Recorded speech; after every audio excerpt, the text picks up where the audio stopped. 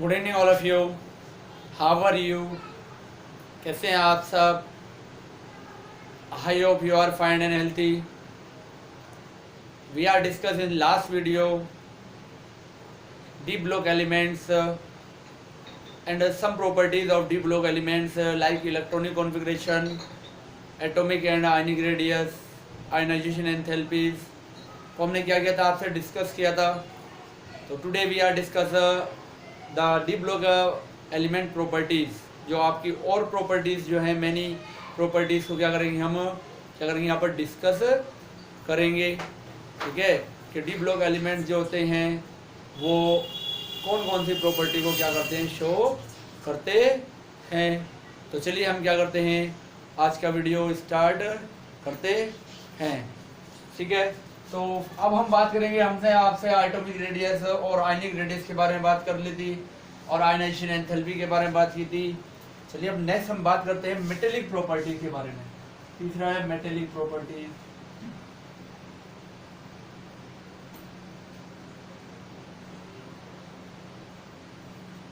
यानी कि धात्विक गुण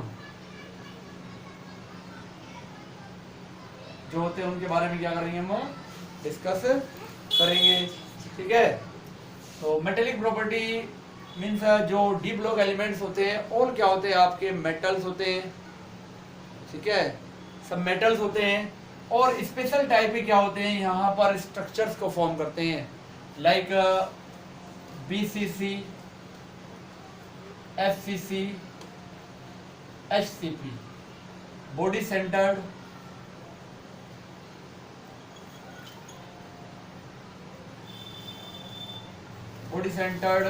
cube, face centred,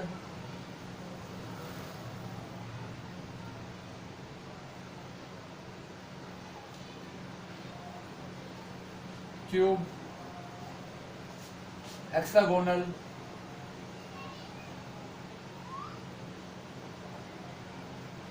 closed, egg. ठीक है, यानी कि अंत केंद्रित जो कोष्टिका होती है, फलक केंद्रिक,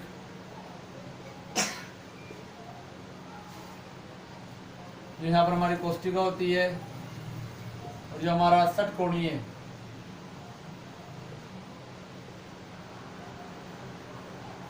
निबिड़ संकुलन होता है, इस फॉर्म में नॉर्मली क्या होते हैं, ये हमारे क्या होते हैं, फाउंड होते हैं। ठीक है, अब जो हम बात करें Mn की, Mn का जो एटॉमिक नंबर होता है 25 होता है। तो यहाँ हम बात करें तो इसका जो इलेक्ट्रॉनिक कॉन्फ़िगरेशन होता है वो Ar4s2 3d5 मीन्स डी में क्या होते हैं, यहाँ पर आपके 5 इलेक्ट्रॉन्स होते हैं, 1 2 3 4 5। स्टार्टिंग वाले क्या होते हैं आपके, ये T2G होते हैं ऑर्बिट्स, ये क्या होता है आपका EG होते हैं। ये हमने आपको क्या किया था, बताया था।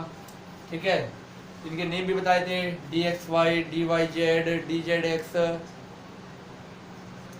ये क्या होता है, DX2, Y2। ये क्या होता है, DZ2 होता है। तो ये क्या होते हैं, इनके नेम हमने आपको बताए थे। तो 5 इलेक्ट्रॉन्स होते हैं। इस टाइप से क्या होता है, ये स्पेशल स्ट्रक्चर को फॉर्म करता है, स्पेशल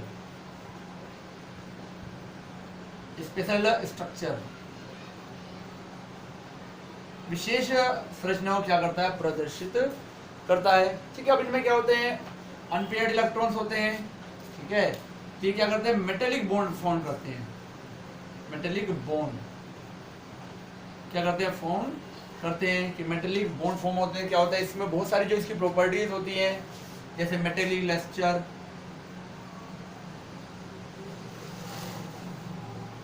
इनकी धात्विक चमक, हार्डनेस मीन्स कठोरता, मेल्टिंग पॉइंट मीन्स गलनांक, बॉइलिंग पॉइंट मीन्स क्वथनांक। ठीक है, आघात वर्णनीयता मीन्स बहुत सारी जो इसके प्रॉपर्टीज होती हैं वो क्या होती है, ड्यू टू क्या होती है, मेटेलिक बॉन्ड के ही होती है। ठीक है, क्या होती है, मेटेलिक बॉन्ड जो फॉर्म करता है उसके बेसिक क्या होते हैं, यहाँ पर इसकी स्पेशल टाइप की क्या होती है, बहुत सारी जो प्रॉपर्टीज होती हैं ये क्या करते हैं, शो करते हैं। ठीक है, जैसे जैसे नंबर ऑफ अनपेयर्ड इलेक्ट्रॉन क्या होते हैं, इंक्रीज होते हैं, जैसे जैसे उस टाइप से क्या होते हैं, मेटेलिक बॉन्ड जो होते हैं वो आप स्ट्रांगली फॉर्म्ड होते हैं। ठीक है ना, तो ये क्या वजह, स्ट्रॉन्ग मेटेलिक बॉन्ड यहाँ पर क्या होते हैं, फाउंड होते हैं। ठीक है, तो स्ट्रॉन्ग मेटेलिक बॉन्ड से क्या होते हैं, इसके अंदर बहुत सारी प्रॉपर्टी क्या होती है, आ जाती है। ठीक है, तो इस टाइप से क्या होता है, अगर हम बात करें इनकी हार्डनेस की,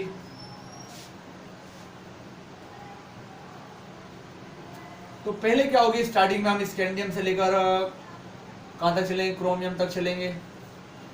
तो पहले क्या होगी, आपकी जो हार्डनेस होती है इंक्रीज होती है, फिर जैसे हम क्रोमियम से आगे की ओर चलेंगे तो हार्डनेस क्या होती है, डिक्रीज होती है। रीजन होता है कि यहाँ अनपेयर्ड इलेक्ट्रॉन्स हायर होते हैं, उसके बाद जो होते हैं पेयर्स बनना स्टार्ट हो जाते हैं। तो पेयर्स बनते ही क्या होता है, फिर क्या होता है, इनकी हार्डनेस जो होती है थोड़ी सी क्या होती है, लेस होती चली जाती है। तो ये क्या है, ये इनके मेटेलिक प्रॉपर्टीज के बारे में क्या है, हमने आपसे अब डिस्कस किया है कि डी ब्लॉक एलिमेंट्स की मेटेलिक यानी कि धातु लक्षण जो होते हैं वो किस कारण से होते हैं। तो इसमें बहुत इंपॉर्टेंट चीजें हैं, जिसका बहुत सारा रीजन जो मिलेगा ना आपको, क्या मिलेगा, अनपेयर्ड इलेक्ट्रॉन मिलेगा। जैसे हमने यहाँ पर मेटेलिक प्रॉपर्टी की बात करी, तो यहाँ पर इसका रीजन क्या आ रहा है, मेन रीजन निकल कर आ रहा है, अनपेयर्ड इलेक्ट्रॉन से क्या होता है, स्ट्रॉन्ग मेटेलिक बॉन्ड क्या होता है, फॉर्म्ड होते हैं। इसके बाद अगर हम बात करें यहाँ पर कैटेलाइटिक प्रॉपर्टीज की, तो वो भी अनपेयर्ड इलेक्ट्रॉन से रिलेटेड होगा। कलर की बात करें तो वो भी क्या होता है, आपका अनपेयर्ड इलेक्ट्रॉन से रिलेटेड होता है। मैग्नेटिक प्रॉपर्टी की बात करें तो मैग्नेटिक प्रॉपर्टी भी क्या होती है, अनपेयर्ड। तो बहुत सारी जो मैनी मोर जो इसकी प्रॉपर्टीज होती हैं वो डिपेंड करती है किसके ऊपर, जो नंबर ऑफ अनपेयर्ड इलेक्ट्रॉन्स है उसके ऊपर डिपेंड करती है। ऑक्सीडेशन स्टेट की बात करें तो वो भी डिपेंड करेगी आपकी कहीं ना कहीं किसी ना किसी बेस पे अनपेयर्ड इलेक्ट्रॉन से। तो जो मेन इनका सोर्सेज है, मेन जो पर्पस है, मेन जो थिंग इसमें क्या है वो क्या है, अनपेयर्ड इलेक्ट्रॉन, जिस बेस इन्हें क्या कहा जाता है, ट्रांजिशन एलिमेंट्स कहा जाता है। ठीक है, क्वेश्चन आ जाए कि स्ट्रॉन्ग मेटेलिक बॉन्ड फॉर्म करते हैं, व्हाट इज द रीजन, तो आप बताते हैं अनपेयर्ड इलेक्ट्रॉन्स के बेस पे। फिर मैग्नीज के बारे में हमने बताया, तो मैग्नीज के बारे में आपसे डिस्कस करने लग जाए, बता देते हैं कि higher number of unpaired electron, d orbits क्या होता है इसका, सॉरी हायर नहीं होता है, डी ऑर्बिट्स क्या होता है इसका, हाफ फील्ड होता है। क्या होता है, हाफ फील्ड होता है। हाफ फील्ड होने से क्या होता है, ये एक्स्ट्रा स्टेबल होता है। एक्स्ट्रा स्टेबिलिटी क्या करता है, फाउंड करता है। एक्स्ट्रा स्टेबिलिटी फाउंड करने से क्या होती है, ये स्पेशल टाइप की क्या होता है, स्ट्रक्चर में कन्वर्ट हो जाता है। हायर क्या होते हैं, हायर तो अगर बात करें क्रोमियम में अनपेयर्ड होते हैं, इसमें तो 5 ही होते हैं। ठीक है, तो ये क्या है, इसके मेटेलिक प्रॉपर्टीज के बारे में क्या है, हमने आपको यहाँ पर बताया है कि इसके मेटेलिक लस्टर है, हार्डनेस है, मेल्टिंग पॉइंट है, बॉइलिंग पॉइंट है, या और भी मेलेबल प्रॉपर्टीज होती हैं इनकी। ठीक है, तो ये सारी की सारी चीज़ें डिपेंड करती है, वो स्ट्रॉन्ग मेटेलिक जो बॉन्ड होते हैं उसके ऊपर डिपेंड करती हैं। चलिए स्क्रीनशॉट लेना चाहते हैं तो आप इसका स्क्रीनशॉट ले सकते हैं।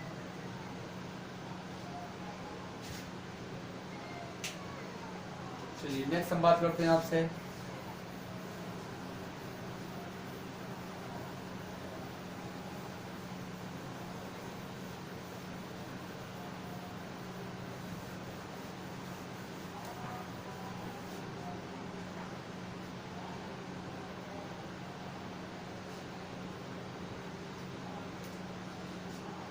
नेक्स्ट नंबर 4 हम बात करेंगे आपसे ऑक्सीडेशन स्टेट के बारे में। ऑक्सीडेशन स्टेट में ऑक्सीकरण अवस्था के बारे में।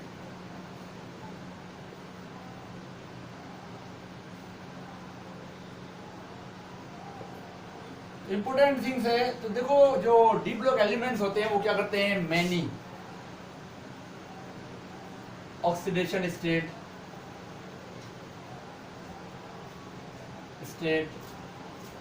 शो, क्या करते हैं, बहुत सारी ऑक्सीडेशन स्टेट क्या करते हैं, शो करते हैं। ठीक है, जिसका रीजन क्या है, एस और डी इलेक्ट्रॉन्स का यूज होता है। क्योंकि देखो हमने आपको पहले भी डिस्कस किया था कि 4s एंड 3d जो हमारे ऑर्बिट्स होते हैं इनकी एनर्जी में क्या होता है, लो डिफरेंस होता है, वेरी लो डिफरेंस होता है। इसलिए क्या होते हैं, दोनों के जो इलेक्ट्रॉन्स होते हैं वो क्या हो जाते हैं, यूज हो जाते हैं, क्या करने के लिए, बॉन्ड फॉर्म करने के लिए। तो इस कारण से क्या होता है, ये मैनी क्या करते हैं, ऑक्सीडेशन नंबर को क्या करते हैं, रिप्रेजेंटेड करते हैं। ठीक है, तो अगर हम बात करें तो इनका इलेक्ट्रॉनिक कॉन्फ़िगरेशन होता है वो क्या होता है, n-1d 1 से 10 होता है और ns 1 से 2 होता है। तो ये क्या होता है, इसका नॉर्मल इलेक्ट्रॉनिक कॉन्फ़िगरेशन जो होता है डी ब्लॉक एलिमेंट्स या ट्रांजिशन एलिमेंट्स जो होता है इनका क्या होता है, n-1 d 1 से 10 और ns 1 से 2 इनका इलेक्ट्रॉनिक कॉन्फ़िगरेशन होता है। अब इनकी एनर्जी जो होती है ये क्या होता है, लो डिफरेंस है, ठीक है ना, लो डिफरेंस ऑफ एनर्जी, कम डिफरेंस है। इस बेस क्या होता है, n और s सॉरी d और s बोथ के क्या होते हैं, इलेक्ट्रॉन जो होते हैं वो यूजेबल हो जाते हैं किसके लिए, पेयर्स बनाने के लिए या बॉन्डिंग करने के लिए। ठीक है, तो अब हम देख सकते हैं, यहाँ लिख सकते हैं हम एलिमेंट्स। ठीक है, लिख लेते हैं यहाँ पे scandium, titanium, vanadium, chromium, manganese, iron, cobalt, nickel, copper. ठीक है, s orbitals electrons in s orbitals. s orbital में कितने इलेक्ट्रॉन्स होंगे, तो बात करें तो इसके कितने होते हैं, 2, इसके भी 2 होते हैं, इसके भी 2 होते हैं, इसके 1 होता है, इसके 2 होते हैं, इसके भी 2 होते हैं, इसके 2 होते हैं, इसके 2 होते हैं, इसके 1 होते हैं, इसके 2 होते हैं। तो देखो यहाँ पर आपको इंपॉर्टेंट थिंग दिखाई दे रही है, क्रोमियम में क्या है यहाँ पर और कॉपर में क्या है, यहाँ पर 1 इलेक्ट्रॉन आपको रिप्रेजेंटेड हो रहा है। तो इस बेस क्या होगा, यहाँ पर जो क्या करेगा, ये एक स्पेशल एक्स्ट्रा ऑक्सीडेशन नंबर को क्या करेगा, रिप्रेजेंट करेगा। नॉर्मली जो इनकी ऑक्सीडेशन स्टेट होती है, अगर डी ब्लॉक के एलिमेंट्स की हम बात करें तो याद रखना वो क्या होती है, आपकी +2 होती है। अब +2 क्यों होगी, क्योंकि नॉर्मल कंडीशन वाली बात है, इलेक्ट्रॉन को रिमूव करते हैं, ठीक है, एक्सेप्ट नहीं करते हैं, तो प्लस में आएंगे। मेटल्स होते हैं वैसे भी, तो मेटल्स हैं तो क्या होंगे, +2 ऑक्सीडेशन स्टेट को क्या करेंगे, रिप्रेजेंटेड करेंगे, माइनस को तो करेंगे नहीं। तो यहाँ पर जो क्रोमियम और कॉपर आपको दिखाई दे रहा है, तो यहाँ क्या होता है, यहाँ पर 1+1 ऑक्सीडेशन स्टेट भी किसी ना किसी कंडीशन में, क्रोमियम की तो इतनी स्टेबल नहीं होती, बट जो कॉपर होता है उसकी जो होती है, बहुत सारे कंपाउंड्स ऐसे हैं जिसमें +1 ऑक्सीडेशन स्टेट में फाउंड होते हैं, जैसे CuCl होता है आपका, ठीक है, क्यूप्रस क्लोराइड होता है, CuCN होता है। तो ये स्टेबल कंडीशन में क्या करता है, +1 ऑक्सीडेशन स्टेट को भी रिप्रेजेंटेड करेगा। ठीक है, दूसरा डिपेंड करता है नंबर ऑफ अनपेयर्ड इलेक्ट्रॉन। तो जितने ज्यादा अनपेयर्ड इलेक्ट्रॉन्स होंगे उसी के बेस क्या होता है, उनके वो पेयर्स बनाएगा, और पेयर्स बनाएगा तो उसी के बेस क्या होगी, ऑक्सीडेशन नंबर भी क्या होगी, कन्वर्ट होगी या फाउंड हमें होती चली जाएगी। तो अब आगे हम क्या बात करेंगे, ये तो हमने किया एस ऑर्बिट्स के बारे में, क्योंकि फर्स्टली क्या होगा, देखो हम बता दें आपसे, इलेक्ट्रॉनिक कॉन्फ़िगरेशन क्या होता है, जो हम 3D सीरीज के बारे में बात कर रहे हैं,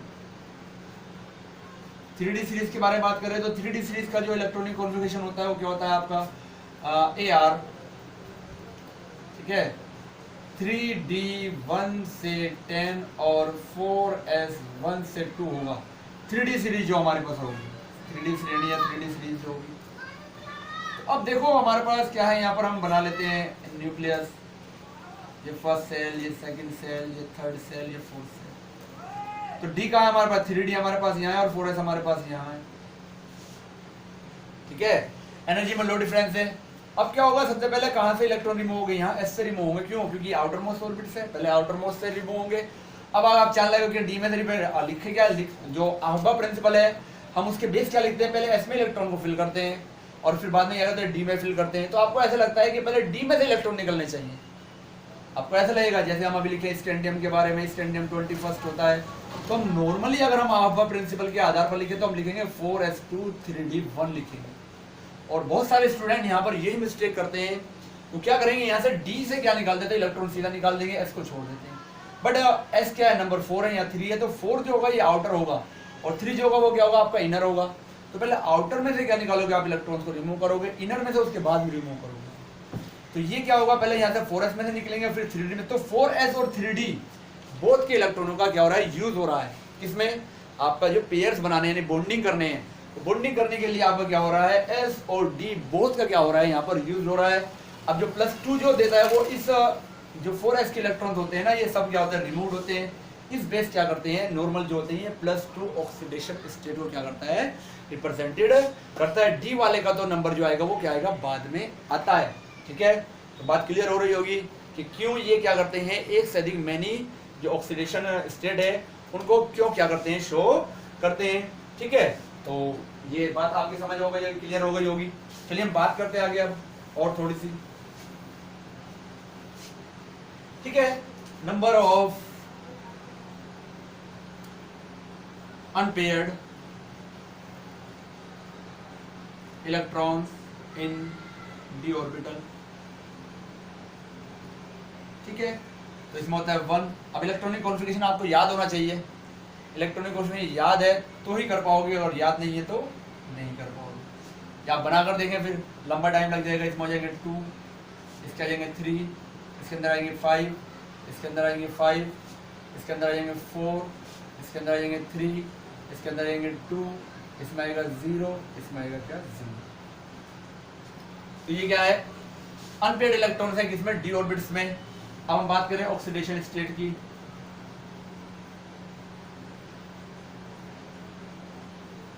ठीक है, कि ऑक्सीडेशन स्टेट क्या करेगा, कौन कौन सी क्या करता है, ये शो करेगा। तो जो स्कैंडियम होता है, याद रखना, स्कैंडियम +3 ऑक्सीडेशन स्टेट को शो करेगा, और जो जिंक होगा वो ओनली +2 ऑक्सीडेशन स्टेट को शो करेगा। तो अगर क्वेश्चन आ जाए कि 3D सीरीज का ऐसे कौन से एलिमेंट्स है जो वेरिएबल, यानी कि सिंगल, एक ओनली सिंगल, या तो कहते हैं वेरिएबल यानी कि डिफरेंट, या आपसे कहते हैं कि केवल एक ही ऑक्सीडेशन स्टेट को क्या करता है, रिप्रेजेंटेड करता है, शो करता है। तो स्कैंडियम और जिंक, तो जिंक जो होगा वो आपका क्या करेगा, +2 ऑक्सीडेशन स्टेट को रिप्रेजेंटेड करेगा, और ये जो होगा +3, क्योंकि +3 रिप्रेजेंटेड करने पर क्या होता है, ये आर्गन के जो नोबल गैसेस होता है उसके इलेक्ट्रॉनिक कॉन्फ़िगरेशन को क्या कर लेता है, फाउंड कर लेता है। और ये जो क्या करता है, ये 3D10 जो होता है, यहाँ पर 3D10 में क्या जाता है, आ जाता है। तो इस बेस क्या होता है, ये ओनली 2 एलिमेंट्स ऐसे हैं जो ओनली सिंगल ऑक्सीडेशन स्टेट को क्या करेंगे, रिप्रेजेंटेड करेंगे। बाकी इसके अलावा सब क्या करते हैं, मैनी ऑक्सीडेशन स्टेट को शो करेंगे। +2 तो सभी करेंगे, क्योंकि हमने बताया कि डी ब्लॉक एलिमेंट्स का जो सामान्य जो नॉर्मल आपका क्या कहते हैं ऑक्सीडेशन स्टेट है वो क्या होती है, +2 होती है। बात समझ में आ रही होगी, क्लियर हो रही होगी। तो चलिए अब जो टाइटेनियम है उसकी हम बात करें, ये क्या करेगा, +2, और 2 और 2 4 हो गए, यहाँ पर +3 एंड +4। 2 यहाँ से आ सकते हैं, 2 यहाँ से आ सकते हैं, तो +2 +3 +4 ऑक्सीडेशन नंबर को क्या करेगा, रिप्रेजेंटेड करेगा। ठीक है, वेनेडियम की बात करें तो +2 +3 +4 +5 ऑक्सीडेशन स्टेट को क्या करेगा, ये रिप्रेजेंट नंबर ऑफ इलेक्ट्रॉन से डिपेंड करेगा। 2 यहाँ से 3 4 5। ठीक है, अब क्रोमियम आ गया, तो क्रोमियम +1 रेयर कंडीशन में दे देता है, तो लिखना चाहे तो आप लिख सकते हैं, +1 भी कहीं कहीं आपको मिल जाएगी। इसके अलावा +2 तो देगा ही प्लस। ठीक है, तो +2 +3 +6, +2 +3 एंड +6 ऑक्सीडेशन नंबर को रिप्रेजेंटेड करेगा। इसके बाद हम बात करें मैग्नीज के बारे में, तो मैग्नीज +2 +4 +5 +7, +2 +4 +5 एंड +7 ऑक्सीडेशन नंबर को। अब यहाँ पर एक इंपोर्टेंट क्वेश्चन बन जाएगा आपका। ठीक है, क्या बन जाएगा आपका, यहाँ पर एक इंपोर्टेंट क्वेश्चन बन जाएगा। इंपोर्टेंट क्वेश्चन कौन सा बनेगा कि 3D सीरीज का ऐसा कौन सा मेंबर है, देखो सारी इसी से सारी चीजें हो जाएंगी। 3D सीरीज का ऐसे ये आपका क्या है, अनस्टेबल सी मान सकते हैं, रेयर कंडीशन लिख सकते हैं, रेयर कंडीशन शायद हो सकता है बुक में आपको लिखे भी ना मिले, रेयर कंडीशन में +1 देगा। ठीक है, तो ऐसा कौन सा एलिमेंट है जो क्या करता है, मैक्सिमम ऑक्सीडेशन स्टेट को शो करता है। ठीक है, तो जो का मैग्नीज 2 यहाँ से और 5 यहाँ से, तो क्या होता है आपका 7 electronic configuration, sorry 7 oxidation number को क्या करें, रिप्रेजेंटेड। और अगर हम पूरी की बात करें कि आप पीरियोडिक टेबल में हाईएस्ट ऑक्सीडेशन नंबर कौन रिप्रेजेंट करता है, तो ओस्मियम, वो भी क्या होता है आपका डी ब्लॉक का ही एक एलिमेंट्स है। ठीक है, ओस्मियम जो होता है +8 ऑक्सीडेशन नंबर को रिप्रेजेंटेड करता है, ये बात आप याद रखिए। 3D की आ जाए तो क्या होता है आपका मैग्नीज होता है, और टोटल की आ जाए तो ओस्मियम क्या होता है आपका +8 ऑक्सीडेशन नंबर को क्या करता है, रिप्रेजेंटेड करता है, वहाँ याद रखना आपने, ठीक है। तो मैंगनीज आ गया। अब इसके बाद क्या होगा, यहाँ पर अनपेड इलेक्ट्रॉन डिक्रीज हो रहे हैं, तो अब ऑक्सीडेशन नंबर भी डिक्रीज होती चली जाएगी। तो जो आयरन होता है ओनली 2 ऑक्सीडेशन नंबर +2 एंड +3 क्या होता है, रिप्रेजेंटेड करेगा। कोबाल्ट जो होता है वो भी क्या करता है आपका +2 एंड +3 ऑक्सीडेशन नंबर को रिप्रेजेंटेड करता है। और जो आपका निकिल होता है वो +2 और +4 को रिप्रेजेंटेड करेगा, +4। और आपका कॉपर जो होता है वो +1 एंड +2 को रिप्रेजेंटेड करता है। और जो आपका जिंक होता है वो क्या होता है आपका ओनली क्या करता है, +2 ऑक्सीडेशन नंबर को क्या करता है, रिप्रेजेंटेड। ठीक है। तो पहला क्वेश्चन तो आपको बता दिया कि पूछ सकता है कि ऐसा कौन सा एलिमेंट्स है जो आपका क्या करता है, वेरिएबल यानी कि वेरिएबल ऑक्सीडेशन स्टेट को रिप्रेजेंटेड नहीं करता है। तो स्कैंडियम आ जाएगा और आपका क्या आ जाएगा, जिंक आ जाएगा। दूसरा आ जाएगा 3D सीरीज के ऐसा कौन सा मेंबर्स है जो +1 ऑक्सीडेशन स्टेट को भी क्या करता है, रिप्रेजेंटेड करता है। तो आप लिख सकते हैं क्रोमियम और जो कॉपर होता है वो क्या करता है, ठीक है, तो वो क्या करता है आपका +1 ऑक्सीडेशन नंबर को क्या करता है, रिप्रेजेंटेड करता है। ठीक है। फिर अब बात आ जाए कि कहाँ तक रिप्रेजेंटेड करते हैं, तो +2 से क्या करते हैं +7 तक क्या करते हैं, ये ऑक्सीडेशन नंबर को क्या करते हैं, रिप्रेजेंटेड करते हैं। तो ये ऑक्सीडेशन नंबर से क्या रिलेटेड कुछ चीजें हैं। अभी इसके बाद हम और चीजों के बारे में क्या करेंगे, यहाँ पर आपसे डिस्कस करते हैं। तो यहाँ आप स्क्रीनशॉट लेना चाहें तो आप इसका स्क्रीनशॉट ले सकते हैं। ठीक है। तो इन ऑक्सीडेशन स्टेट के बेस तो यही 3-4 क्वेश्चन बनते हैं जो हमने आपसे क्या किए हैं, डिस्कस कर लिए हैं। चलिए स्क्रीनशॉट ले लीजिए आप। ठीक है। अच्छा, ये क्वेश्चन एक ये बन सकता है कि क्वेश्चन यहाँ बोले कि यहाँ पर पहले आपका ऑक्सीडेशन स्टेट जो हो रही है वो क्या हो रही है, पहले इंक्रीज हो रही है फिर डिक्रीज हो रही है। क्वेश्चन आ जाए कोई किसी भी जैसे आ सकता है।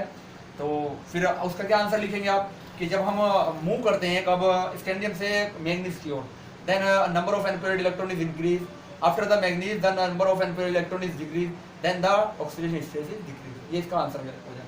हिंदी में बता देते हैं, हिंदी मीडियम वाले स्टूडेंट्स भी होंगे, कि जब हम स्कैंडियम से मैंगनीज तक चलते हैं तो जो हमारा अनपेयर्ड ऑफ इलेक्ट्रॉन्स है वो क्या होते हैं, वो इंक्रीज होते हैं। लेकिन जैसे जैसे हम क्या चलते हैं, आगे की ओर चलते हैं, तो हमारा जो अनपेयर्ड इलेक्ट्रॉन्स है वो क्या होते हैं, वो डिक्रीज होते चले जाते हैं। तो इस रीजन से क्या होता है, फिर ऑक्सीडेशन स्टेट पे क्या हो जाती है, आपकी डिक्रीज होती चली जाती है। फिर नेक्स्ट क्वेश्चन आ सकता है कि ये जो +7 या हाईएस्ट ऑक्सीडेशन स्टेट जो रिप्रेजेंटेड कर रही है आपके किस में होंगे, वो आपका ऑक्साइड और आपका फ्लोराइड। जो ऑक्साइड कंपाउंड्स होंगे या आपके जो फ्लोराइड्स होंगे उनमें क्या होते हैं, यहाँ पर ये रिप्रेजेंटेड होंगे। आपके एक्सरसाइज में क्वेश्चन भी दिया गया है, बोर्ड एग्जाम में भी आया हुआ है कि जो डी ब्लॉक एलिमेंट्स होते हैं वो अपनी जो हाईएस्ट ऑक्सीडेशन स्टेट है वो ऑक्साइड एंड फ्लोराइड में ही रिप्रेजेंटेड करते हैं। व्हाट इज द रीजन कि ऑक्साइड और फ्लोराइड में ही रिप्रेजेंटेड हो रही है, बाकी में रिप्रेजेंटेड नहीं होती। रीजन क्या है, तो आप जानते ही हैं, both are more electronegative element, electronegative element in periodic table. तो ये क्या होता है, हाईएस्ट होता है, ये इसके second number, second highest electronic configuration इसका होता है इलेक्ट्रोनेगेटिविटी इसका होता है 4.0, इसका होता है 3.5 वैल्यूज जो होती है। तो इस रीजन से क्या करते हैं, जब इनकी इलेक्ट्रोनेगेटिविटी हाईएस्ट है तो क्या करते थे, इतने एक्साइटेड कर देते हैं कहाँ तक, मैक्सिमम या हाईएस्ट ऑक्सीडेशन नंबर को रिप्रेजेंट करने के लिए क्या कर देते हैं, यहाँ पर इन्हें अप कर देते हैं। इस कारण से जो इनकी हाईएस्ट ऑक्सीडेशन स्टेट जो होती है वो क्या मिलती है आपको, ऑक्साइड एंड फ्लोराइड में ही फाउंड होगी। ठीक है। फिर ऑक्सीडेशन नंबर से ही क्या करेंगे, देखो स्क्रीनशॉट ले लिया होगा आपने, थोड़ी सी और चीजें ऐसे लिखे रहने दो, डिस्कस कर लेते हैं।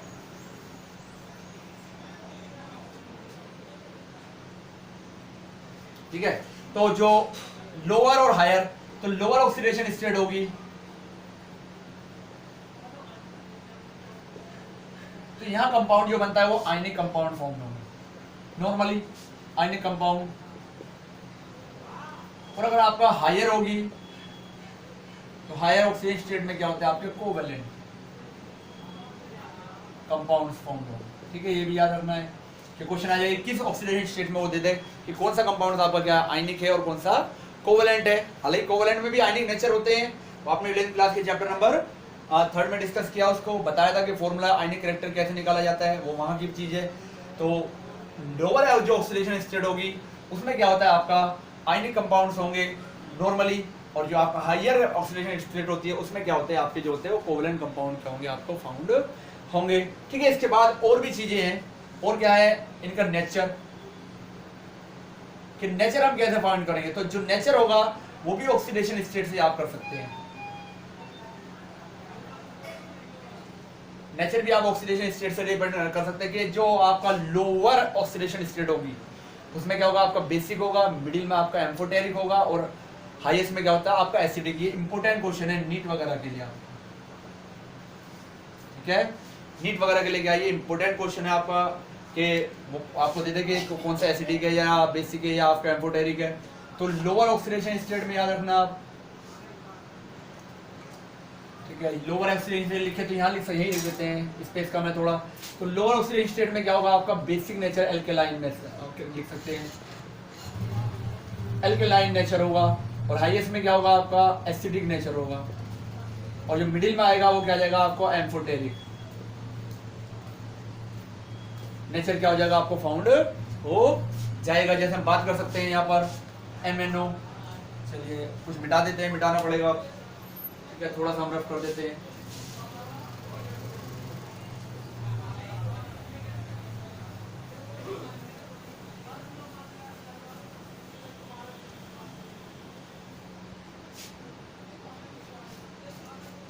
चलिए बात कर लेते हैं किसकी, जो हम बात कर रहे थे ऑक्सीडेशन स्टेट के नेचर के बारे में। तो नेचर में हम बात कर लेते हैं किसके बारे में कि कैसा नेचर होगा। ठीक है, हम कंपाउंड लिख लेते हैं MnO। ठीक है, फिर लिख लेते हैं हम क्या Mn2O3, फिर हम लिख लेते हैं MnO4, फिर हम लिख लेते हैं MnO3, फिर हम लिख लेते हैं Mn2O7। ठीक है, ये हमने लिख लिया कंपाउंड से ये। ठीक है, ऑक्सीडेशन स्टेट यहाँ लिख लिया हम, इसकी निकालो तो +2 आ जाएगी। निकालेंगे कैसे 1 + x - 2 = 0 वाला फॉर्मूला यूज करके। तो 2 है तो x - 2 क्या यूज करोगे, x - 2 = 0। ठीक है, तो Mn की निकालनी है, इसकी -2 होती है, तो इसे x मानोगे, इसे -2 तो उधर जाएगा तो +2 हो जाएगा। यहाँ कितना हो जाएगा, ठीक है +3, यहाँ कितना हो जाएगा, ठीक है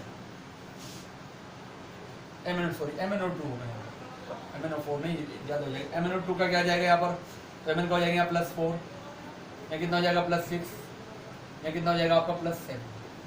ठीक है, तो इस टाइप से आपको निकालेंगे। तो यहाँ पर लोअर में आ रहा है तो ये क्या होगा आपका एल्केलाइन या बेसिक नेचर का होगा, क्षारीय एल्केलाइन।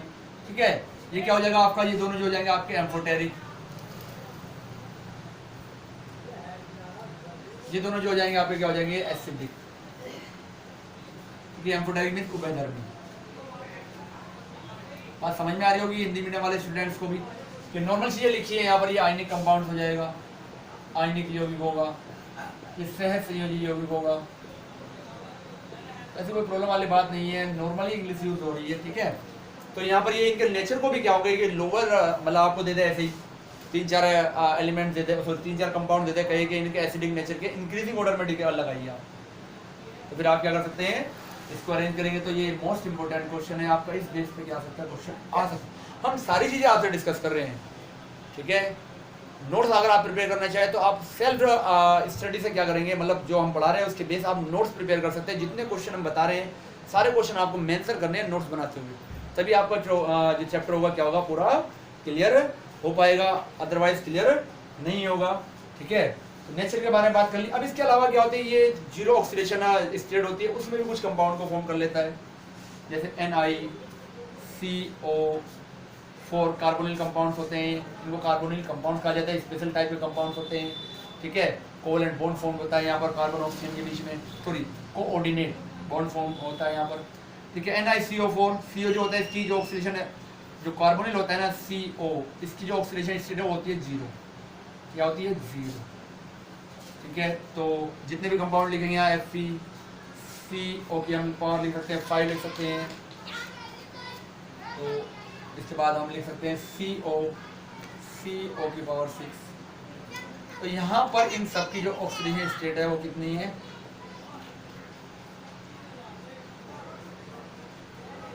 इस कंडीशन में मिलेगी आपको 0 कंडीशन, 0 ऑक्सीडेशन में ये सारे क्या कंपाउंड है। हाँ, इन दोनों में डिफरेंस है, ध्यान रखना। ये CO ये कोबाल्ट और ऑक्सीजन स्मॉलेस्ट आ रहा है तो कोबाल्ट को रिप्रेजेंटेट करेगा, और कार्बन और ऑक्सीजन दोनों क्या, मतलब ऑक्सीजन अगर आपका कैपिटल आ रहा है, ग्रेटर मतलब बड़े सिंबल्स में लिखा है, ग्रेटर रूप में लिखा है, तो ये होता है कार्बोनिल CO, या कार्बन मोनोऑक्साइड भी कह सकते हैं आप उसे। CO अगर खाली आ रहा है, अगर CO यहाँ पर आ रहा है तो ये होगा आपको कार्बोनिल कंपाउंड। और सी ऑक्सीजन अगर आपका स्मॉलेस्ट है तो होता है कोबाल्ट। तो ये भी एक इंपॉर्टेंट क्वेश्चन की तरह ही बात कर सकते हैं, ये भी आने को कुछ भी आ सकता है, इन दोनों में डिफरेंस क्या है पूछ ले, ठीक है।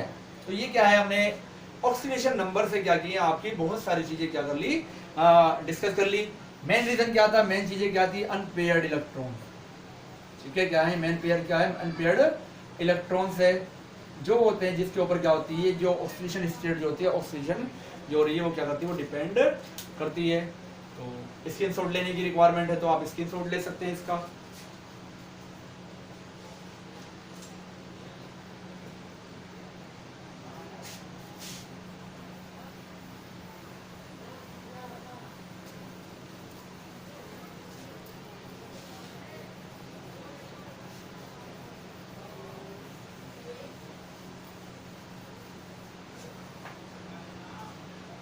चलिए नेक्स्ट हम बात करते हैं आपसे नंबर 5, कैटालिटिक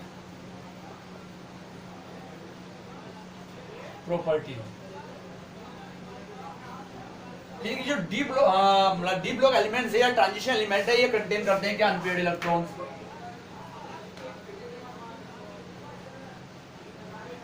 अनपेयर्ड इलेक्ट्रॉन्स भी क्या होते हैं, मेन क्या होते हैं, कैटालिटिक प्रॉपर्टी के लिए क्या होते हैं, रेस्पॉन्सिबल होते हैं, ठीक है। अब ये क्या करते हैं, जो कैटालिट होते हैं ये क्या करते हैं, एक न्यू वे को क्या करते हैं, न्यू वो को रेडी करते हैं, जिससे क्या होता है, मतलब ऐसा कोई रास्ता देंगे, बीच में ऐसा वे देंगे जिससे रिएक्शन जो होती है वो फास्टली कंप्लीट हो जाएगी, ठीक है। तो ये सब कैटालिटिक प्रॉपर्टी की क्या होता है, unpaired due to unpaired electron क्या होते हैं, सारे के सारे क्या होते हैं, कैटालिस्ट की तरह क्या होते हैं, जितने भी डी ब्लॉक एलिमेंट्स होते हैं वो एज ए कैटालिस्ट क्या होते हैं, यूज्ड होते हैं, ठीक है। ऐसा वे देंगे जिससे क्या हो जाती है, ट्रांजिशन जो एनर्जी होती है ना, जो संक्रमण ऊर्जा है उसको क्या होता है, संकीर्ण ऊर्जा, ट्रांजिशन एनर्जी जो होती है आपकी, एक्टिवेशन एनर्जी जो होती है, ठीक है, उसे क्या करते थे, डिक्रीज करते थे। जैसे बात कर लेते हैं छोटा सा ग्राफ बना के, कोई भी क्या पर रिएक्टेंट से प्रोडक्ट बनना है, रिएक्टेंट से आपका प्रोडक्ट बनेगा, तो यहाँ तक पहुँचना क्या है, ये आपकी एक्टिवेशन एनर्जी होती है, डेली ऊर्जा वगैरह आपने पढ़ा होगा। तो यहाँ पर आगे जो होते हैं, जो रिएक्टेंट जो होता है ना, तो रिएक्टेंट होता है ना ही प्रोडक्ट होता है। तो कुछ तो एनर्जी पहले ही होती है, फिर हम एनर्जी देते हैं तो एनर्जी मिलती है, तो बॉन्ड क्या होता है, डिलोक्लाइज होते हैं, ठीक है, बॉन्ड लगभग टूट जाते हैं और बनते नहीं है, यहाँ से बाद फॉर्म होना स्टार्ट होते हैं।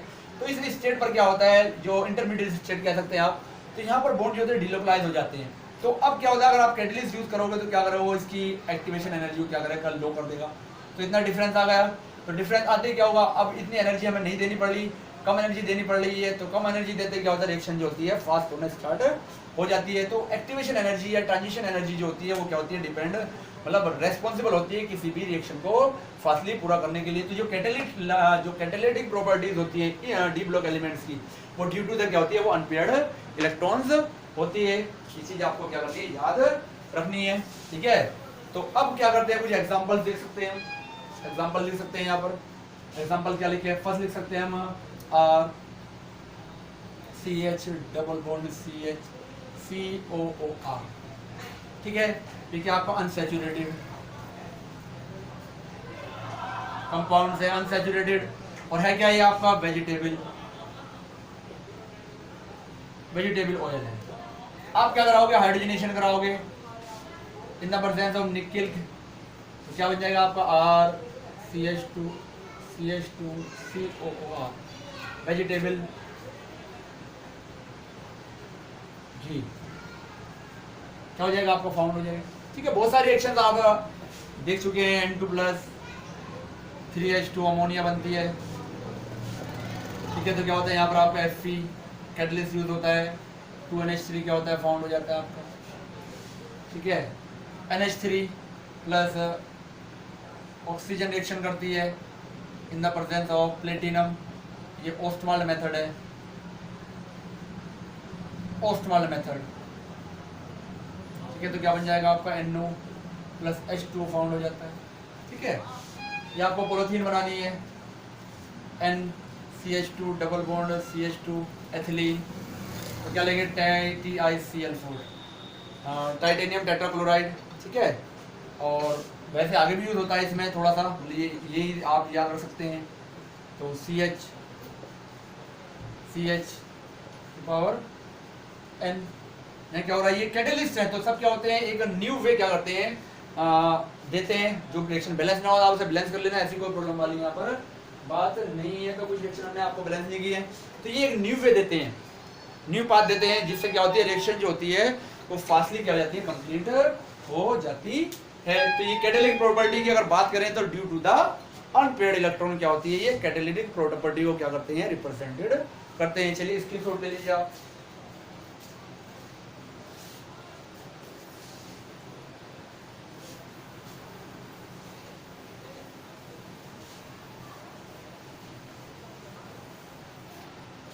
चलिए अब हम बात करते हैं कलर की। नेक्स्ट 6 नंबर है आपका कलर। तो जो भी ट्रांजिशन एलिमेंट्स होते हैं या ट्रांजिशन एलिमेंट्स से जितने भी कंपाउंड्स हैं वो कलर्ड होते हैं। कलर का कारण क्या है, कलर का रीजन भी क्या है आपका, unpaired electron.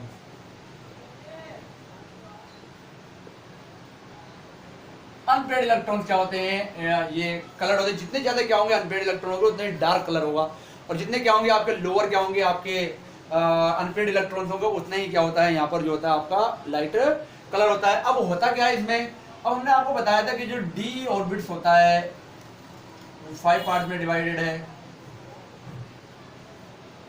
D x y, d y z, d z x, d x square minus y square, d z square, ये 5 है। तो यहाँ क्या है, ये T2G, यहाँ क्या है ये आपका EG, ये दोनों आपके हैं, ठीक है। तो 2 डिपार्टमेंट है आपका T2G और EG।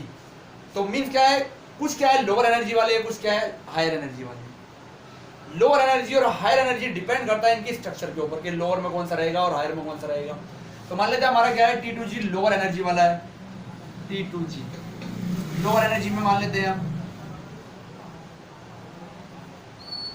अब हमारा EG क्या है, हमारा हायर एनर्जी का है, ठीक है। तो अब क्या होगा, जो अनपेयर्ड इलेक्ट्रॉन्स होंगे वो अनस्टेबल होते हैं। जैसे आप एनर्जी दोगे तो लोअर एनर्जी से इलेक्ट्रॉन कहा जाएगा, हायर एनर्जी में मूव करेगा। क्या करेगा, लोअर एनर्जी से क्या करेगा, हायर एनर्जी में मूव करेगा, ठीक है। बट यहां पर क्या होगा, स्टेबल नहीं होगा, नॉट स्टेबल।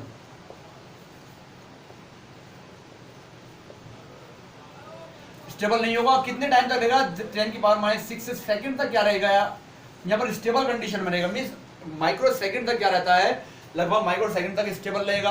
अब जो इसने एनर्जी ली थी, गेन की थी, जिससे ये एक्साइटेड हुआ था, अब क्या करेगा, उस एनर्जी को रिलीज करेगा और आप वापस क्या आएगा, उसी कंडीशन में पहुंचने के लिए ट्राई करेगा। तो जो एनर्जी इसने एब्जॉर्ब की थी उसको क्या करेगा, इमिट करेगा। इमिट करने के बेस क्या होता है, वो जो आप एनर्जी इमिट की जा रही है वो आपको क्या होगी, एक स्पेशल कलर फॉर्म में क्या होती है, रिप्रेजेंटेड होती है। तो इसका जो कलर कंपाउंड फॉर्म करने का जो मेन जो रीजन है वो क्या है आपका, डी डी ट्रांजिशन। अगर आ जाए आपका कि क्या रीजन है तो आप लिख सकते हैं डी डी ट्रांजिशन क्या है, इसका मेन पर्पस है, मेन रीजन है। किसके लिए, जो कलर के लिए क्या होते हैं रेस्पॉन्सिबल होते हैं। कि डी डी ट्रांजिशन का मीन्स क्या है, डी डी संक्रमण कह सकते हैं, कि मीन्स लोअर एनर्जी वाले जो डी ऑर्बिट्स के जो इलेक्ट्रॉन्स होते हैं वो हायर एनर्जी में चले जाते हैं। जिस रीजन से क्या होता है, ये क्या होते हैं, कलर को रिप्रेजेंटेड करना स्टार्ट कर देते हैं। क्योंकि डिटेल में देखो आपका आएगा नहीं, अगर आ जाए थ्योरी में तो आप लिख सकते हैं कि ये सारी चीज़ें कि ये नॉन स्टेबल होता है, 10 की पावर 6 होता है। नीट में तो आएगा, उसका खाली रीजन पूछेगा, व्हाट इज द रीजन, तो आपको बताना होगा D D transition, F F transition, D S D P, वैसे देगा आपको, तो आपको यहाँ पर सही करना होगा, ठीक है, जो भी है। तो डी डी ट्रांजिशन के बेस क्या होता है, यहाँ पर आपका जो होता है वो ये जो डी ब्लॉक एलिमेंट्स होते हैं वो स्पेशल कलर को क्या करते हैं, रिप्रेजेंटेड करते हैं due to the unpaired electron, ठीक है। स्क्रीनशॉट लेने की कोई रिक्वायरमेंट इसकी आपकी नहीं होगी। तो चलिए हम इसे रफ कर देते हैं।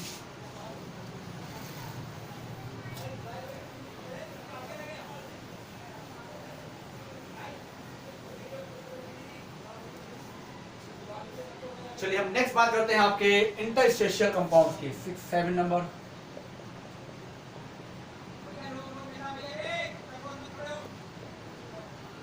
इंटरस्टेशियल कंपाउंड यानी कि हमारा अंतराकाशीय यौगिक,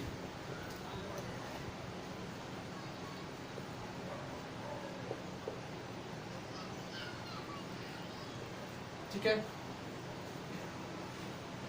तो ये क्या होते हैं, देखो हमने अभी आपसे बताया कि जो हमारे डी ब्लॉक के कंपाउंड्स होते हैं वो क्या होते हैं, आपके निविड स्ट्रक्चर्स में होते हैं, क्लोज पैक्ड होते हैं, ठीक है, क्लोज पैक्ड या निविड संकुलित लिख सकते हैं हम। स्ट्रक्चर हमने बताई थी अभी आपको, निविड संकुलित, चैप्टर नंबर 1 में सारी चीजें हैं, ये डिस्कस की थी हमने आपसे। निविड संकुलित होते हैं। अब जो होते हैं तो क्या माने हम इस टाइप से राउंडिंग एटम मान लें कि क्या है, ये कोई भी क्या है डी ब्लॉक के क्या है आपके कोई भी एलिमेंट्स हैं, अब इस टाइप से ये होंगे।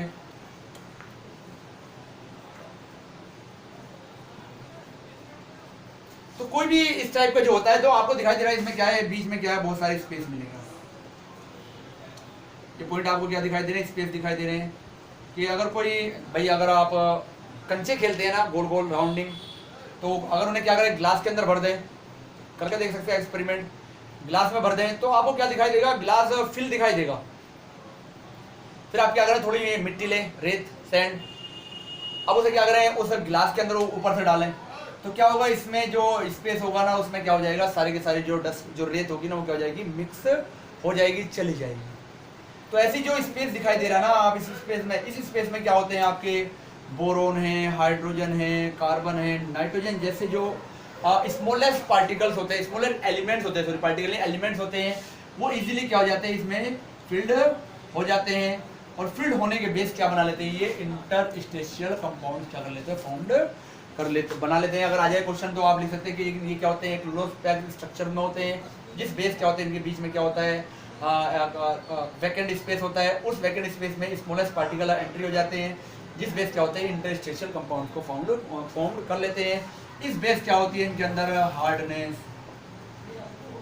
फाउंड होती है, इनकी जो हार्डनेस होती है वो क्या होती है, वो जो इसके अंदर जितने मतलब जो एलिमेंट्स स्मॉलेस्ट एलिमेंट क्या हो रहे हैं, फिल्ड हो रहे हैं, उसके बेस क्या होती है, इनके अंदर जो पाई जाती है वो हार्डनेस भी क्या होती है, फील्ड हो जाती है। ठीक है, अब क्या होता है, हार्डनेस भी हो सकते हैं, इनका हाई मेल्टिंग पॉइंट हो जाता है, इसी बेस पे हाई मेल्टिंग पॉइंट हो जाएगा, हाई बॉइलिंग पॉइंट हो जाएगा।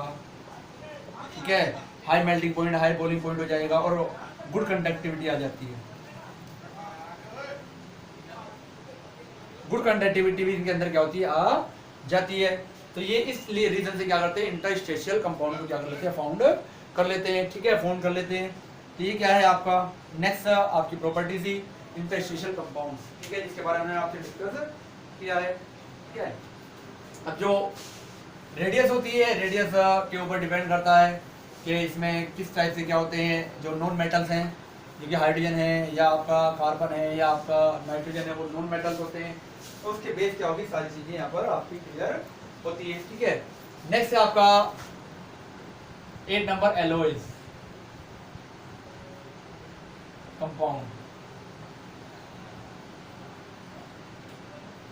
एलॉयज कंपाउंड, एलॉयज क्या होते हैं, एलॉयज होते हैं 2 और मोर मेटल्स को क्या करते हैं, हम मेल्ट करते हैं, मेलेबल कंडीशन में क्या करते हैं, उनको मिक्स करते हैं।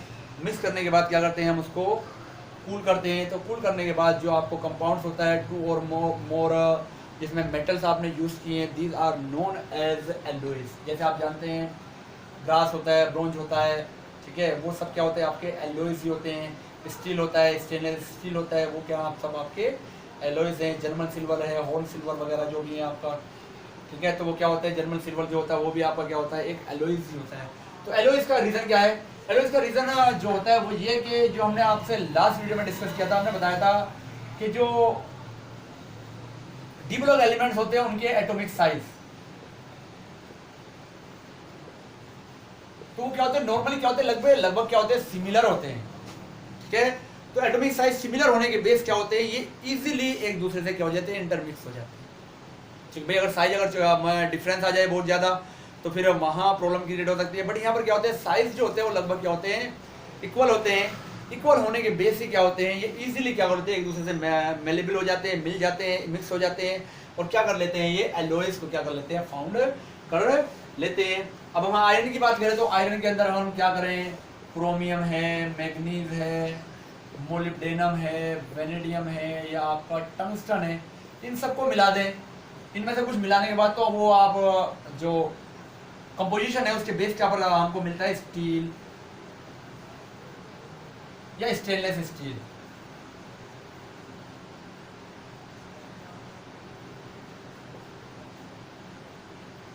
क्या मिलती है हमें, स्टेनलेस स्टील या स्टील जो होती है हमें फाउंड हो जाती है। तो इनका एटॉमिक साइज जो होता है वो इक्वल होता है, तो एटॉमिक साइज इक्वल होने के बेस क्या होते हैं, ये इजीली मिक्स हो जाते हैं। इस बेस पर क्या करते हैं, ये क्या कर लेते हैं, एलॉयज तो क्या कर लेते हैं, फाउंड कर लेते हैं। ठीक है, चलिए स्क्रीनशॉट लेना चाहे तो ले सकते हैं आप।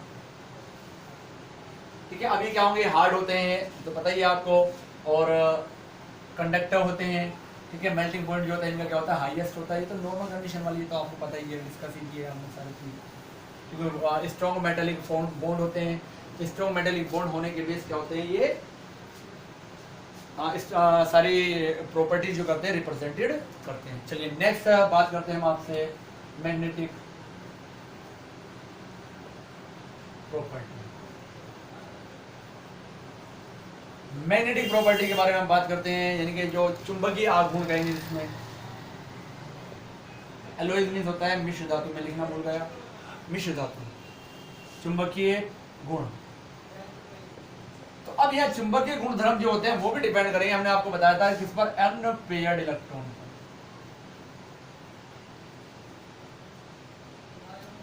अनपेयर्ड इलेक्ट्रॉन पर ही क्या करेंगे, यहाँ पर आपका मैग्नेटिक प्रॉपर्टी भी डिपेंड करेगी। हाईएस्ट अगर क्या होंगे, इसके बाद अनपेयर्ड इलेक्ट्रॉन होंगे तो हाईएस्ट मैग्नेटिक प्रॉपर्टी को रिप्रेजेंटेड करेगा। और क्या होंगे, लोवेस्ट क्या होंगे, इसके बाद अनपेयर्ड ऑफ इलेक्ट्रॉन्स होंगे तो क्या करेगा, लोवेस्ट प्रॉपर्टी को फाउंड करेगा। तो इस बेस क्या होते हैं, ये आपके 3 टाइप के क्या होते हैं, कंपाउंड्स फाउंड होते हैं। ठीक है, फर्स्ट होता है आपका जो होता है वो आपका डाईमैग्नेटिक,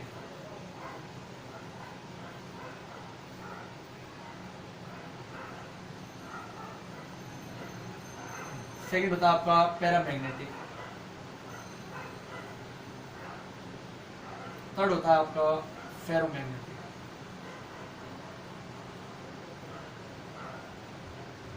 ठीक है, तो प्रतिचुंबकीय, ठीक है, अनुचुंबकीय, ठीक है, प्रतिचुंबकीय, अनुचुंबकीय, और तीसरा होता है लो चुंबकीय।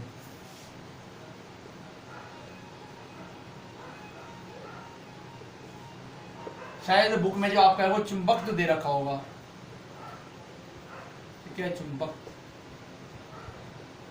ठीक है, चुंबक भी कह सकते हैं। ठीक है, तो चुंबकीय चुंबक भी लिखा जा सकता है। तो 3 टाइप के होते हैं, तो अनपेयर्ड इलेक्ट्रॉन्स होते हैं, तो जैसे जैसे क्या होगा, नंबर ऑफ अनपेयर्ड इलेक्ट्रॉन क्या होते हैं, इंक्रीज होंगे, तो वो जैसे जैसे उसी बेस क्या होती है, इनकी मैग्नेटिक प्रॉपर्टी भी क्या होती है, इंक्रीज होती चली जाती है। ठीक है, अब हम बात करते हैं कि ये जो चुंबकीय प्रॉपर्टी को रिप्रेजेंटेड करते हैं, ये तो हमने बता दिया 3 टाइप्स के होते हैं, लेकिन इसका रीजन क्या है।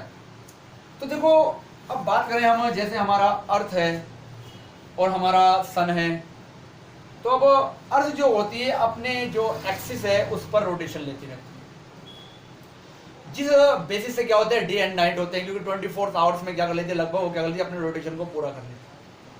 फिर क्या करती है, वो सन के चारों ओर भी क्या करती है, रोटेशन लेती रहती है, ऐसे चारों ओर घूमती रहती है, जिसके बेस में क्या होता है, जो हमारा क्लाइमेट जो होता है वो चेंज होता है। कभी विंटर आती है, कभी समर आती है, कभी आपका क्या होती है, रेनी सीजन आ जाता है।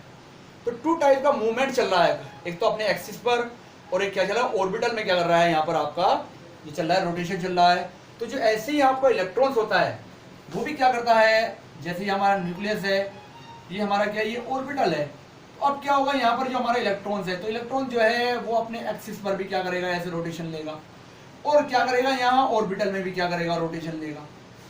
तो 2 टाइप की जो यहाँ पर मूवमेंट हो रहा है, 2 टाइप का मूवमेंट बेस क्या होता है, आपका जो होता है, जो मैग्नेटिक प्रॉपर्टी है उसके ऊपर डिपेंड करेगी। ठीक है, तो जो आपका ऑर्बिटल वाला होता है, ऑर्बिटल मोशन,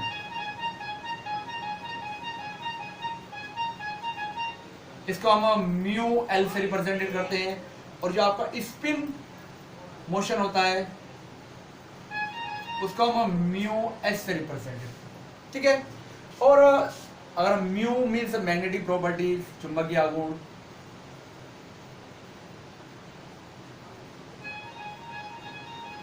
मैग्नेटिक प्रॉपर्टी या चुंबकीय आघूर्ण, मैग्नेटिक मूवमेंट लिख सकते हैं हम, चुंबकीय आघूर्ण,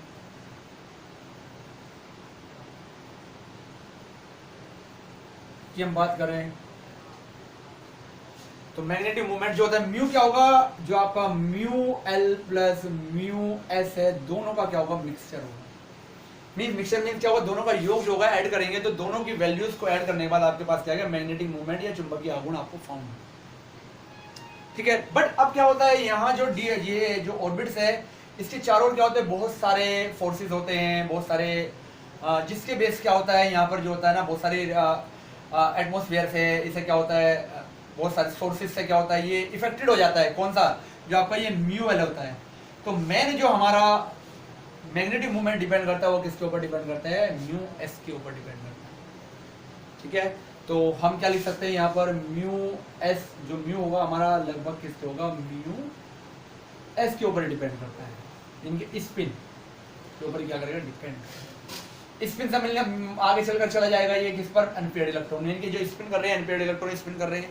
क्योंकि देखो अगर हम पेयर्ड इलेक्ट्रॉन ले लें, एक ये और एक ये, तो ये रोटेशन लेगा, ये रोटेशन लेगा, दोनों एक दूसरे के इफेक्ट को क्या करेंगे, कैंसिल कर देंगे, और क्या होगा, कहीं पर भी कुछ भी नहीं होगा।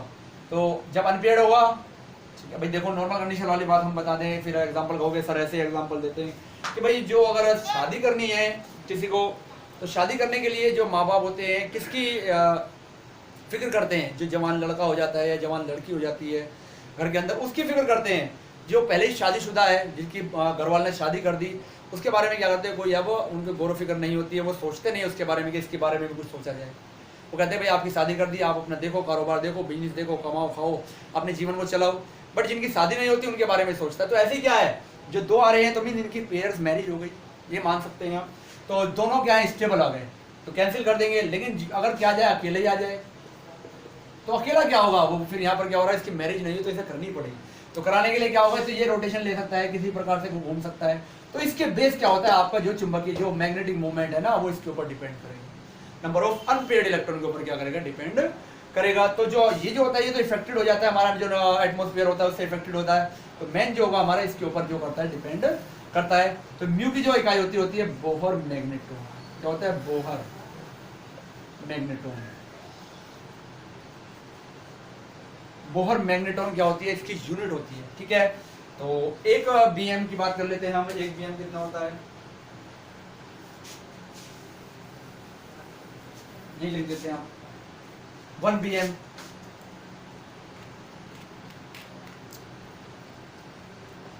इज इक्वल टू वो EH अपॉन 4 पाई m, C के इक्वल 1 बीएम होता है, ठीक है।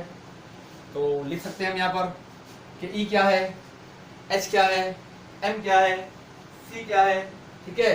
तो हियर लिख सकते हैं हम, ठीक है, E is equal to electronic charge,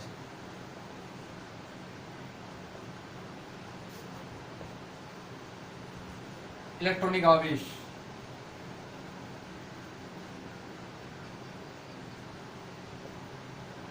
ठीक है। H is equal to Planck constant, ये आपको पता ही है, वैल्यूज पता है, 11 में आपने डिस्कस किया था। और M is equal to mass of electron, इनके द्रव्यमान किसका, इलेक्ट्रॉन का, ठीक है। और लास्ट हम लिख देते हैं जो आपका C है, वेलोसिटी ऑफ लाइट, इनके प्रकाश की चाल, ये होता है। इसकी वैल्यूज रखो, रखने के बाद आपको क्या हो जाएगा, 1 बीएम की वैल्यूज फाउंड, ठीक है। चलिए आगे डिस्कस करते हैं हम आपसे वो मैग्नेटिक प्रॉपर्टीज के बारे में। तो अब मैग्नेटिक मूवमेंट जो है हम उसको कैसे फाउंड करेंगे, वैल्यूज कैसे फाउंड करेंगे, बात करते हैं यहाँ पर। तो इसे भी रफ कर देते हैं, चलिए।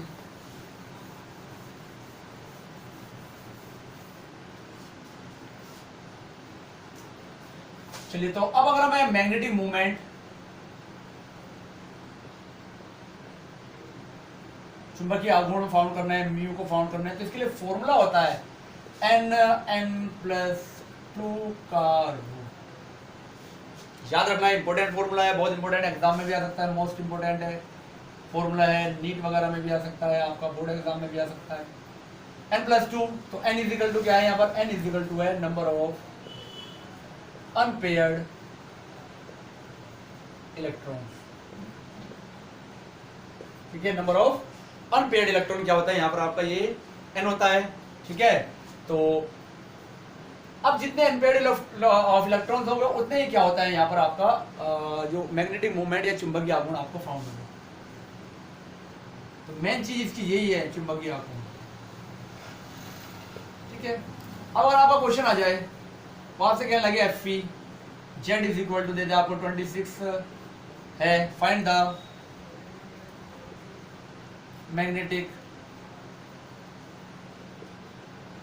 मूवमेंट। एक्स्ट्रा ऐड होकर भी आ सकता है spin magnetic movement, only spin magnetic movement भी कह सकता है वो, या मैग्नेटिक मूवमेंट कहते हैं, ऐसी कोई प्रॉब्लम फॉर्मूला वही लगेगा। ठीक है, find the magnetic movement in iron. ठीक है, अब ये वैल्यूज दे भी सकता है जेड की और नहीं भी दे सकता है, तो अब क्या करेंगे आप, नोट कोई प्रॉब्लम वाली बात नहीं, सिंपल सी चीज है, बिल्कुल बहुत आसान है। अगर आपको क्या आपका बेस क्लियर है, आप मेहनत कर रहे हैं तो बहुत आसान है, और नहीं कर रहे तो फिर मुश्किल है। देखो स्टडी जितनी आप इजीली करोगे, जितना कंटिन्यू करोगे उतने आपके लिए इजीनेस होगा, तो जितना आप क्या करोगे लेजी हो जाओगे उतना ही क्या टिपिकल हो जाएगा। तो फर्स्ट हम क्या करेंगे, एफ जो है इसका इलेक्ट्रॉनिक कॉन्फ़िगरेशन फॉर्म करेंगे, तो ए आर आप बनाना चाहे तो 1s2 2s2 2p6 3s2 बना सकते हैं, तो हम यार डायरेक्टली लिख रहे हैं 4s2 लिख देंगे यहाँ पर हम।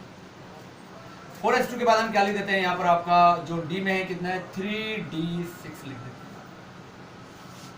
ठीक है, या डी को पहले लिख लो, कहीं भी लिख सकते हैं। तो अब डी से क्या मिलेगा, जो आपका आउटर मोस्ट ऑर्बिट्स होगा उसमें आपको अनपेयर्ड इलेक्ट्रॉन मिल जाएंगे, या अगर आप क्रोमियम लेते तो क्रोमियम में यहाँ पर भी क्या हो जाता है 1 हो जाता, तो वहां पर फिर उस अनपेयर्ड इलेक्ट्रॉन को भी ऐड करना होता है आपको। तो जितने भी अनपेयर्ड इलेक्ट्रॉन्स होंगे उसके बेस क्या निकालेंगे आप, मैग्नेटिक मूवमेंट से फाइंड करेंगे। तो आप क्या करेंगे, डी में 6 है तो आप क्या करो फिल कर लो 1 2 3 4, तो नॉर्मल आपको दिखाई दे रहे हैं 4 आ जाएंगे, 1 2 3 4 5 6, तो 1 2 3 4, तो एन इज इक्वल टू कितना आ गया, एन इज इक्वल टू आपके पास आ गया 4, एन इज इक्वल टू कितना है आपके पास 4 आया है। तो अब क्या कर सकते हैं, आप मैग्नेटिक मूवमेंट फाइंड करना चाहे तो क्या कर सकते हैं, म्यू इज इक्वल टू क्या हो जाएगा आपका फॉर्मूला क्या आपका n+2 का रूट आ जाएगा आपका। ठीक है, तो n+रूट का रूट आ जाएगा, तो आप क्या रखोगे 4 4 + 2 का रूट, तो क्या आ जाएगा 4 × 6 का रूट, कितना आ जाएगा 24 का रूट। तो लगभग हम बात करें म्यू इज इक्वल टू आएगा आपका 4.82 के लगभग आएगा, bm इतना आएगा। ठीक है, ये आपका आंसर आ जाएगा। ठीक है, अब ये तो मेथड आया ये कि आपको मैग्नेटिक मूवमेंट फाइंड करना है। ठीक है, अब कंपटीशन में क्वेश्चन उसने दे दिया, वो पूछेगा आपसे नंबर ऑफ अनपेयर्ड इलेक्ट्रॉन।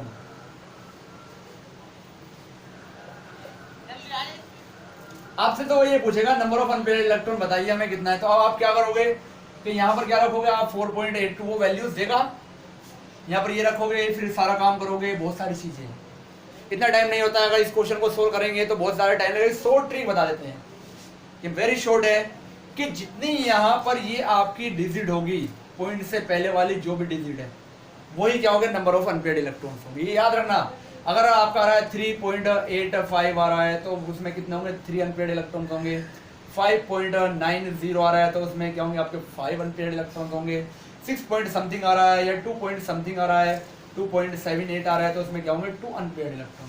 तो फॉर्मूला सोल्व करने की रिक्वायरमेंट नहीं है, शॉर्ट ट्रिक है, उससे आप कर सकते हैं कि जितना भी यहाँ पर आपको ये डिजिट दिखाई दे रही है, ठीक है, पॉइंट वाली बात नहीं कर रहे हैं यहाँ पर हम, तो नॉर्मल जो हो रही है, ठीक है, स्टिक्योमेट्रिक जो हो रहा है हमारा, ठीक है, नॉन स्टिक्योमेट्रिक की बात नहीं कर रहे, रस समीकरण जो हमारा रेशियो है, जो जो आपको रिप्रेजेंटेड होगा, these are the number of unpaired electron. तो कंपटीशन में ऐसे ही आता है, तो यहाँ आपको क्या करना पड़ेगा, यहाँ पर बेसिक क्लियर होगा आपका तो सारी चीजें क्लियर होती चली जाएंगी। ठीक है, तो इस बेस आप क्या कर सकते हैं, मैग्नेटिक मूवमेंट को फाइंड कर सकते हैं, फॉर्मूला दिया है, ये क्वेश्चन है, और चाहे तो आप क्या कर सकते हैं नंबर ऑफ अनपेयर्ड इलेक्ट्रॉन को फाउंड कर सकते हैं। ठीक है, चलिए स्क्रीनशॉट लीजिए आप, इसका स्क्रीनशॉट लेना पड़ेगा आपको, फॉर्मूला है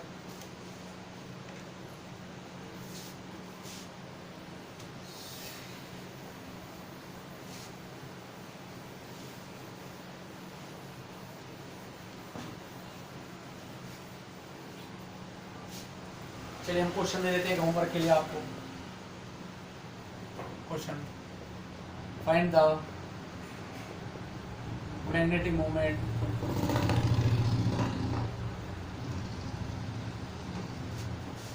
इन निकेल Z = 28। ठीक है।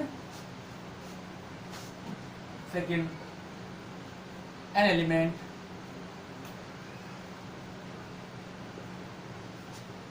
मैग्नेटिक मूवमेंट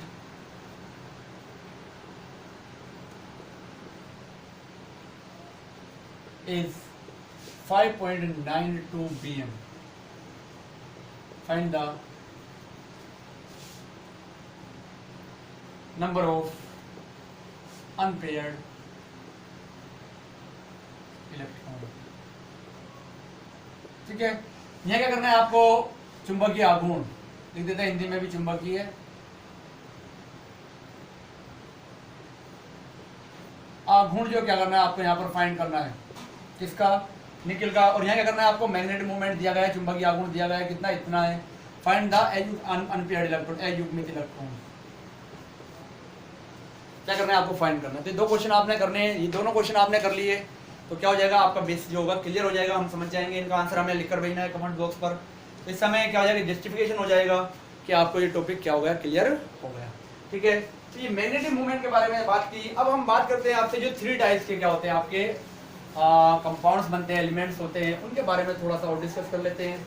और ये आपके डी ब्लॉक की जो प्रॉपर्टीज है वो सारी फिनिश हो गई हैं। ठीक है, इसके बाद हम क्या स्टार्ट करेंगे, आपका एफ ब्लॉक एलिमेंट, लेंथेनॉइड और फिर एक्टिनॉइड्स की बात करेंगे। ठीक है, तो हमने आपको बताया 3 टाइप से क्या होते हैं यहाँ पर कंपाउंड्स। फर्स्ट होता है आपका डाईमैग्नेटिक, प्रतिचुंबकीय, प्रतिचुंबकत्व जो कंपाउंड्स होते हैं उनकी बात करते हैं। तो यहाँ पर जो डाईमैग्नेटिक होगा, अभी हमने थोड़ी देर पहले डिस्कस किया था, इसमें क्या होता है, जिसमें क्या होते हैं अनपेयर्ड इलेक्ट्रॉन नहीं होंगे, मींस सारे पेयर्स होंगे। ठीक है, these not contain unpaired electron. इनके क्या पास क्या होते हैं, अनपेयर्ड इलेक्ट्रॉन इनमें नहीं होते हैं। इस बेस क्या होते हैं, ये क्या कहते हैं, डाईमैग्नेटिक प्रॉपर्टी के होते हैं, प्रतिचुंबकत्व को रिप्रेजेंटेड करते हैं। अगर हम क्या करें, इन्हें मैग्नेटिक फील्ड में भी रख देना, तो वहां पर भी क्या होते हैं, इनके अंदर मैग्नेटिक प्रॉपर्टी नहीं आती है, रिपल्शन करते हैं। तो दिस टाइप के क्या होते हैं, ये फर्स्ट जो होते हैं, जिनमें क्या होते हैं, पूरे कंप्लीट क्या होते हैं, अनपेयर्ड इलेक्ट्रॉन होते हैं। तो these are known as diamagnetic compounds होते हैं। हम फर्स्ट चैप्टर में इनके बारे में डिस्कस कर चुके हैं, जो सॉलिड स्टेट है उसमें भी डिस्कस किया है डिटेल में हमने। यहाँ हम आपको थोड़ा सा शॉर्ट में बता देते हैं, जैसे बता दिया हमने। सेकंड आ रहा है आपका पैरामैग्नेटिक।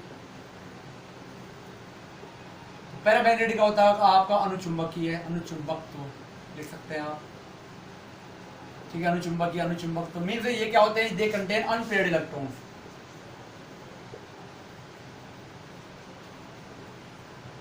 क्या करते हैं, ये अनपेयर्ड इलेक्ट्रॉन्स को क्या करते हैं, कंटेन करते हैं।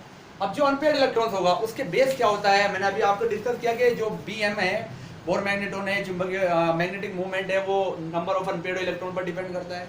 तो जब इन्हें क्या रखेंगे, इलेक्ट्रिक फील्ड में, सॉरी मैग्नेटिक फील्ड में रखते हैं, तो क्या करते हैं, स्ट्रांगली क्या होते हैं, ये अट्रैक्शन दिखाते हैं। ठीक है, तो ये क्या होते हैं, पैरामैग्नेट होते हैं, जो क्या करते हैं, चुंबकीय फील्ड में या जो आपका मैग्नेट होता है उसके जो बेस होता है उसके ऊपर क्या होता है, ये अपने अट्रैक्शन को रिप्रेजेंटेड करते हैं। तो दिस टाइप के कंपाउंड्स क्या कहलाते हैं आपके, जो कहलाते हैं वो आपके पैरामैग्नेटिक या अनुचुंबकीय कंपाउंड्स कहलाते हैं। ठीक है, स्ट्रक्चर की बात करें अगर, तो स्ट्रक्चर इनकी इस टाइप की हो सकती है। यहाँ पर हमने रख दिया, तो ये एक एन ले लें, एक एस ले लें, ये नहीं, ये ऐसे इस टाइप से क्या होता है, ये आपका हो जाएगा, ये इस टाइप से हो जाएगा। इसकी हम बात करें तो क्या होता है, ये इस टाइप से, इस टाइप से ये आएंगे। स्ट्रक्चर आती नहीं है, ये एन लिख दो या एस लिख दो। ठीक है, इस टाइप से क्या हो जाएंगे, इनकी स्ट्रक्चर हमें फाउंड हो जाती है। ठीक है, तो बात करें थर्ड, हम तीसरे की बात करते हैं, फेरोचुंबक।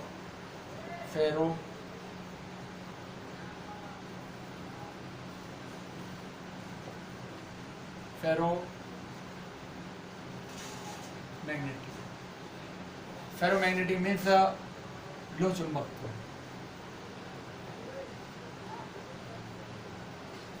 These are the special type of compound element, sorry special होते हैं, कंपाउंड भी हो सकते हैं, एलिमेंट्स भी हो सकते हैं, ठीक है, परमानेंट मैग्नेटिक मूवमेंट रखते हैं, ठीक है। अब यहाँ क्या माना जाता है, जो आपके डोमेन स्ट्रक्चर है उसको एक स्मॉल मैग्नेट माना जाता है, जो एटम्स होते हैं उसको स्मॉल मैग्नेट्स मानते हैं। तो जब हम क्या करते हैं, इनको जो मैग्नेटिक फील्ड में रखते हैं, तो जो मान लेते हैं कि हमारा क्या होता है, ये एक स्मॉल मैग्नेटिक टाइप्स है, तो इसमें अनपेयर्ड इलेक्ट्रॉन टाइप्स है, ठीक है।